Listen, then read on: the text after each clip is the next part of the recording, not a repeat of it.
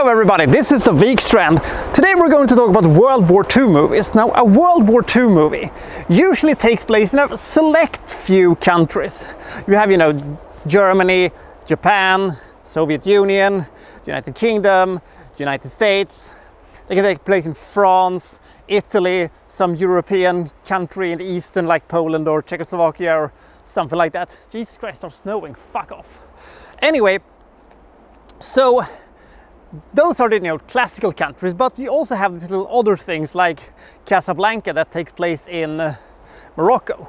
But today, in the movie 36 Hours, there is a section of the movie that takes place in Lisbon, Portugal, which I found was a little bit of an odd duck in this case. Lisbon, I don't think I've ever been part of any World War II settings I've ever seen in any movie. Portugal for that reason too, but it's a minor little detail. But today we're going to take a look at the movie called 36 Hours, written by Roald Dahl. He did not only wrote Charlie and the Chocolate Factory, Matilda and the Fantastic Mr. Fox, he also wrote this movie and You Only Live Twice. What an odd little collection of movies. Anyway, this is 36 Hours.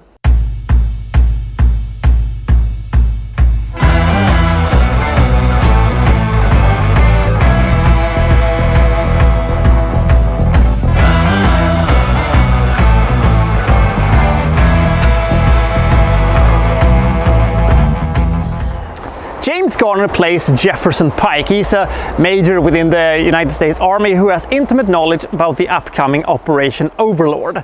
And he's abducted in the aforementioned Lisbon and being, taken to Germany.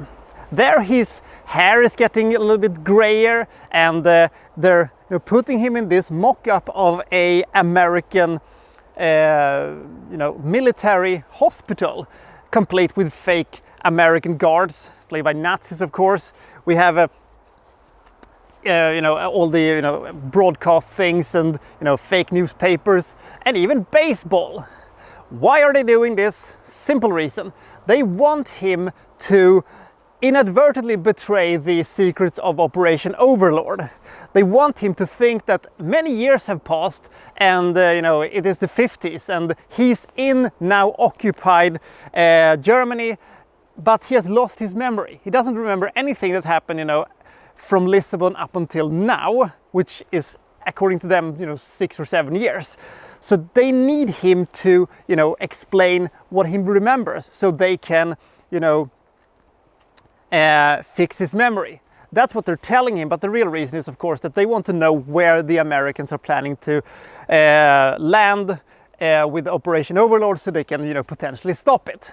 Now, Walter Gerber, aka Rod Taylor, is very confident that he can fool James Garner to spill the beans and give up the secrets of Operation Overlord. He's very confident about this, maybe a little too confident for his own good. He has his superior, the more evil Nazis, because men like Otto Schack mostly think that this is a bunch of bullshit. Give him some scopolamine and torture him a little bit, and they'll get the job done. All of these things is stupid, but he remains confident that he can fool him.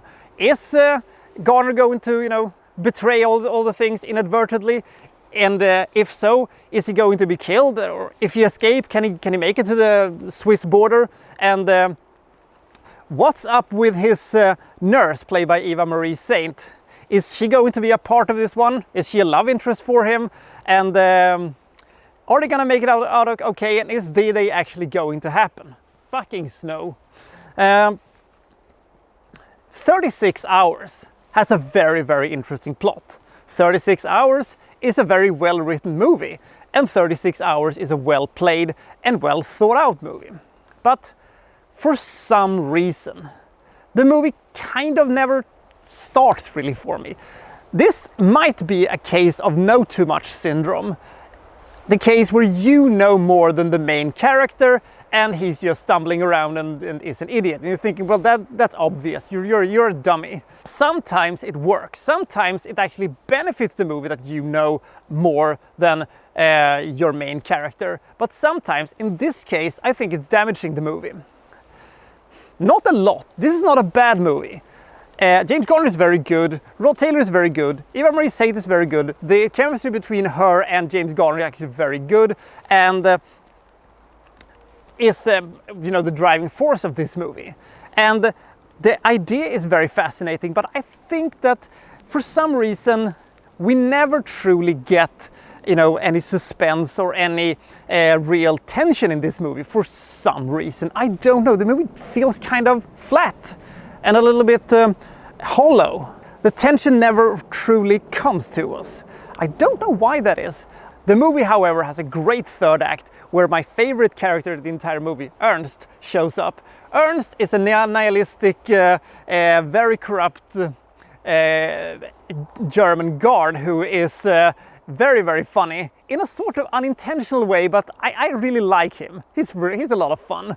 And it also pays off in great way, the entire story. The inner struggle with the Nazis, the not so evil Nazi and the more evil Nazi, I found to be a little bit tiring. And there was also sections of this movie I thought was a little bit, unnecessary. And there are good ideas about this movie, but it's kind of weirdly structured. This is one of these cases I don't know what it is that doesn't work about it. It, for some reason, fails to properly launch. This is a good movie. It's entertaining, it has a fantastic concept, it has good actors, but it fails to grab me for some reason. Maybe it is because there are other movies made in similar fashion I've seen that simply are better. This is not a white knuckle chills thriller, nor is it a fun war adventure. It's some kind of in between, and it can't quite figure out what it wants to be. But it is a good movie, and I like the ending a lot, and there's a lot of good people involved in it, behind the camera and in front of the camera.